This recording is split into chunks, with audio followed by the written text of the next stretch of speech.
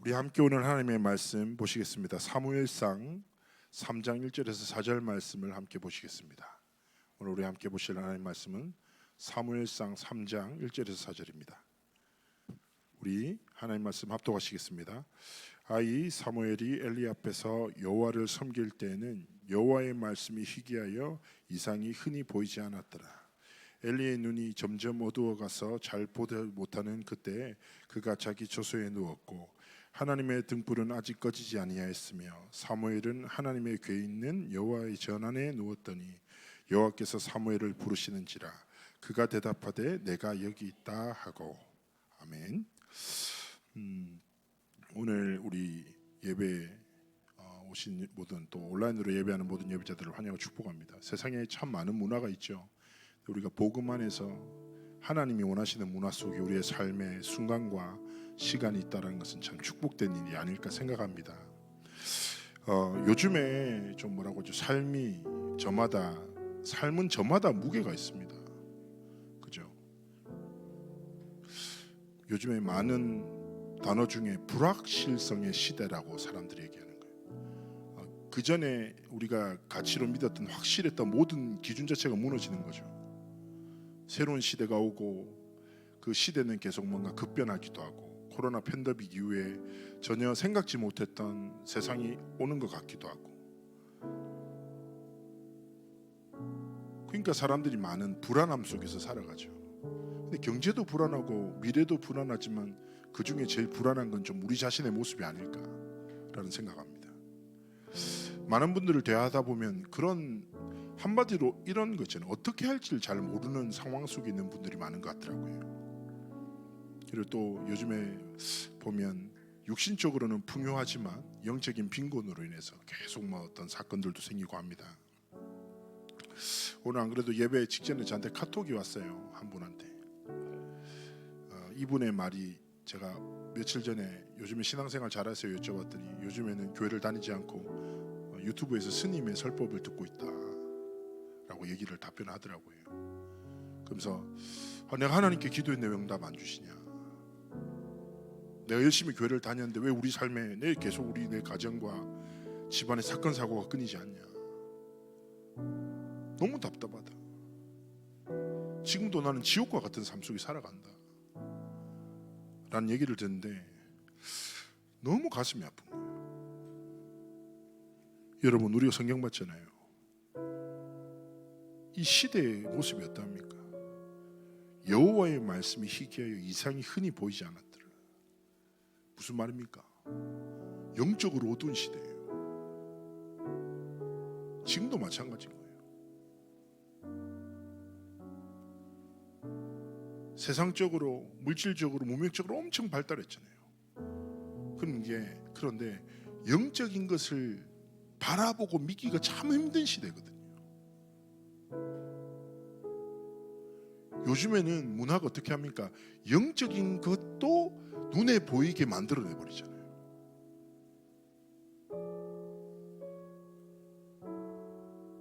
영적 세계를 사람의 상상력으로 표현해서 기준으로 만들어 버려요. 전에 한 랩런트가 저한테 포럼했습니다. 목사님, 천국은 계단으로 올라가는 건가요? 이렇게 얘기를 하는 거예요. 왜 그런데 하니까 고등학생이 할아버지가 돌아가셨는데 웃으면서 계단으로 다 올라가셨다는 거예요. 그리고 제가 그 다음 날인가 드라마 보다가 알았습니다. 도깨비에서 그런 장면이 나오더라고요. 그래서 제가 그 다음 주에 보면서 너 혹시 도깨비 봤냐니까 엄청 좋아한다는 거예요. 그러니까 걔는 천국은 계단으로 올라간다고 생각하겠죠. 여러분, 우리는 그런 시대예요. 영적인 것을 참 보기 힘든, 영적으로 굉장히 어두운 시대를 살아가고 있어요. 그런데 또 뭐라고 합니까? 엘리의 눈이 점점 어두워져. 뭐예요? 많은 교회와 많은 목회자들이 어떻습니까? 참 무슨 시대예요 지금은. 세상이 뭐의 상징이에요? 세속을 세상이라 하잖아요. 세속의 상징이 세상이잖아요. 그런데 세상이 교회 보고 세속적이라고 비판해요. 웃기는 거예요. 어떻게 세속의 상징인 세상이 영적인 교회를 세속적이라고 비판합니까? 하나님 믿는 것을 어리석다라고 조롱합니다. 그리고 더 가슴 아픈 것은요, 이런 표현을 썼어요. 누가? 여러분, 이 표현이 어떤지 한번 들어보세요. 지금 시대의 교회는 하나님의 복음을 전하는 것을 불편해한다는 거예요. 왜 그러냐? 하나님의 복음, 오직 예수, 독선적이라는 거예요. 이기적인 거라는 거예요. 그래서 많은 지성인들이, 성공자들이 하나님의 복음을 불편해하니까, 많은 목회자들이 하나님의 복음은 불편해하니까 편안한, 사람이 듣기 원하는 복음을 전하기 시작하는 거예요. 서로 사랑하십시오, 구제하십시오, 어려운 사람을 도우십시오, 가난한 이웃을 사랑하십시오. 예수님이 그리하셨습니다. 그게 중요하지 않죠. 그거는 마땅하고 당연한 거지. 무슨 말이에요? 교회가 세상에게 인정받기 위해서 사람들이 원하는 일을 하는 거예요. 그게 교회뿐입니까? 많은 그리스도인들도 세상이 볼 때, 사람이 볼 때 내가 어떻지가 너무 중요한 거예요.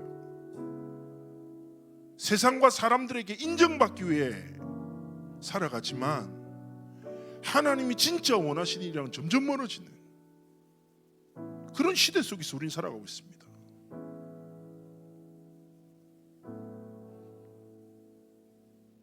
여러분, 우리의 삶에 당연하게 문제는 있을 수 있죠.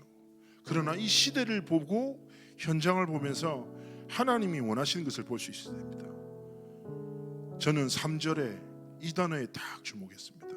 뭐라고 하냐? 하나님의 등불은 아직 꺼지지 아니하였으며.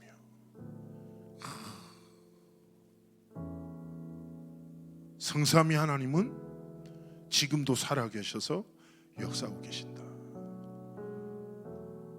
하나님의 등불은 절대로 꺼지지 않는다. 근데 중요한 건 뭐예요? 사무엘입니다.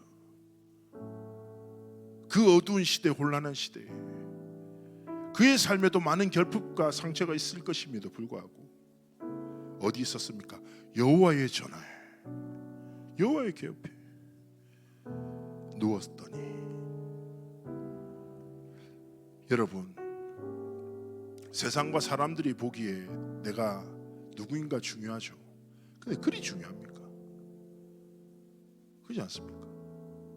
사무엘은 어린 시절부터 어디 있었습니까? 하나님의 시선 앞에 머물렀습니다. 여호와의 등불을 떠나지 않았어요. 그때 하나님이 뭐라고 하십니까? 사무엘을 부르십니다. 이것이 뭐냐? 이스라엘 민족 전체를 여호와 하나님께로 돌이키는, 다윗과 같은 하나님이 원하시는 왕을 키우는 절대 언약의 성취 여정을 걸었던 사무엘의 시작과 같습니다. 마찬가지입니다. 여러분, 시대의 흐름이 어떠하든, 교회의 상황과 형편이 어떠하든 여호와의 등불은 꺼지지 않습니다. 성삼위 하나님은 살아계셔서 그의 언약을 성취하시고 말씀을 이루시고 기도에 응답하시며 237 5천 종족을 살리시는 하나님의 여정을 완성시켜 나가실 것입니다. 그런데 중요한 것은 뭐냐? 내 삶이, 내 삶의 시선이, 내 삶의 걸음이 어디에 머물러 있냐는 거예요.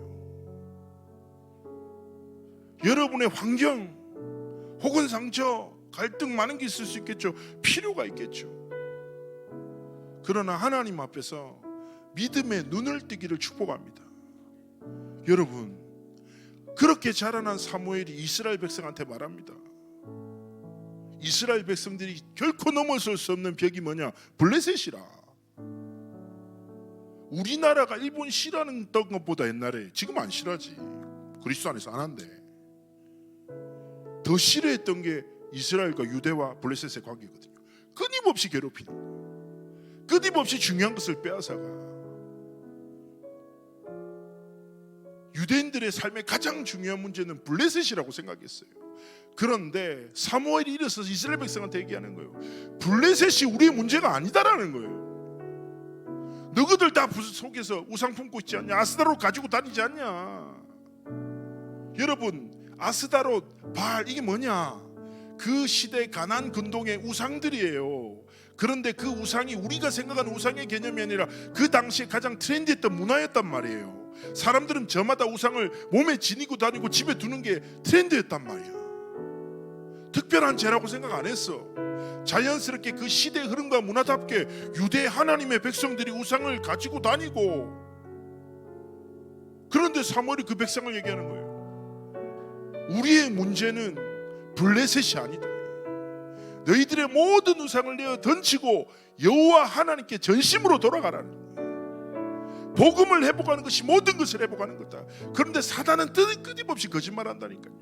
시대의 흐름 속에서 저마다의 우상을 제시하고 영적인 것을 보지 못하게 만들고 들어도 믿지 못하게 만들고 삶과 끊임없이 단절시킨단 말이에요. 복음을 알지만 믿지 않고 오히려 자신의 삶의 결핍을 믿고 상처를 믿고 상황을 믿고 살도록 속여요. 우리가 하나님 앞에서 뭔가 대단한 건 단 한 번의 삶,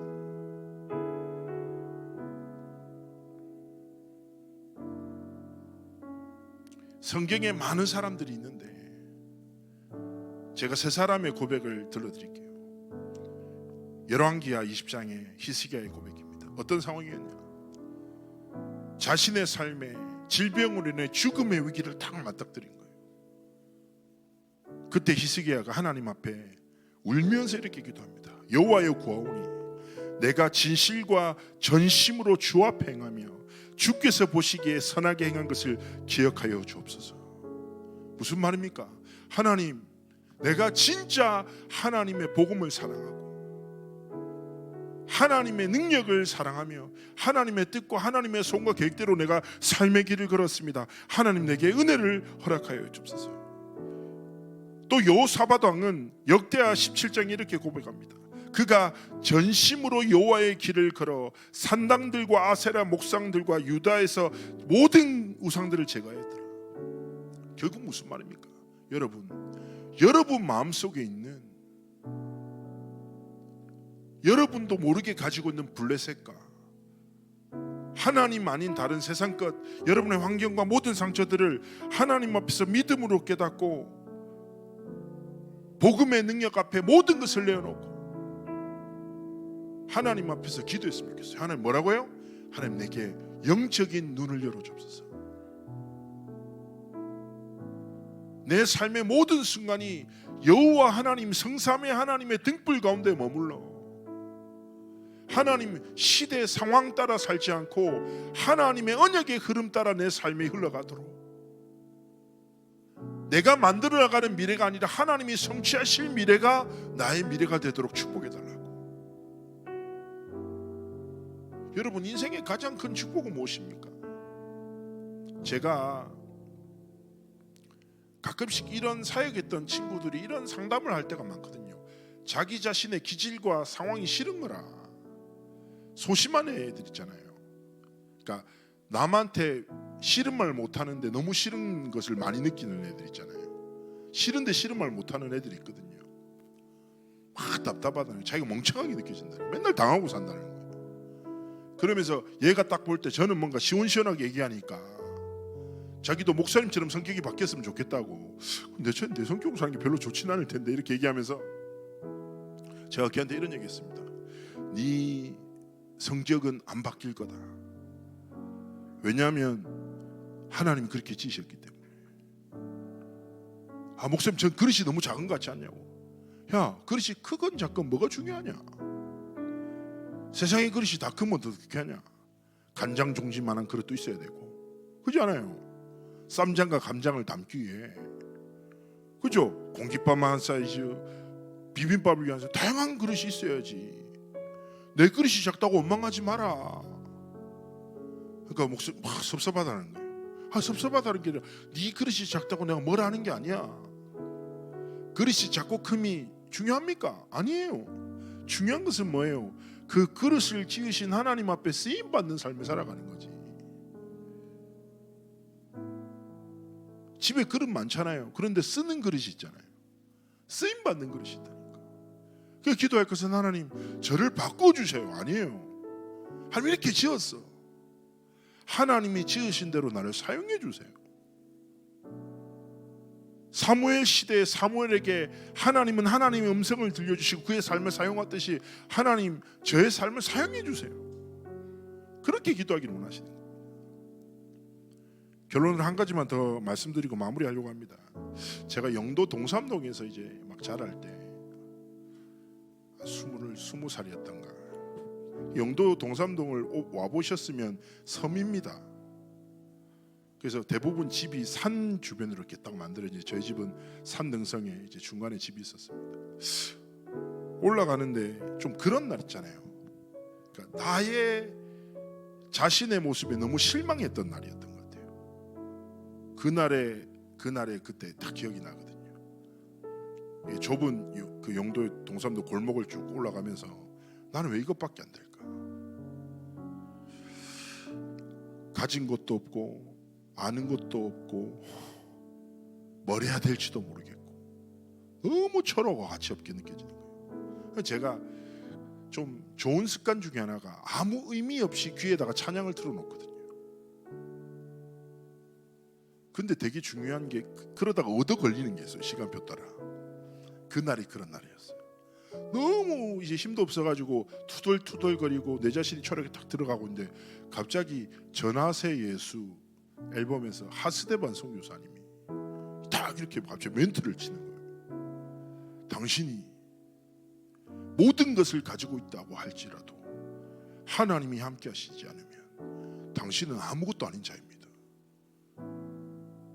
그러나 당신이 모든 것을 잃어버렸다 할지라도 하나님이 당신과 함께 하신다면 당신은 모든 것을 가진 자입니다.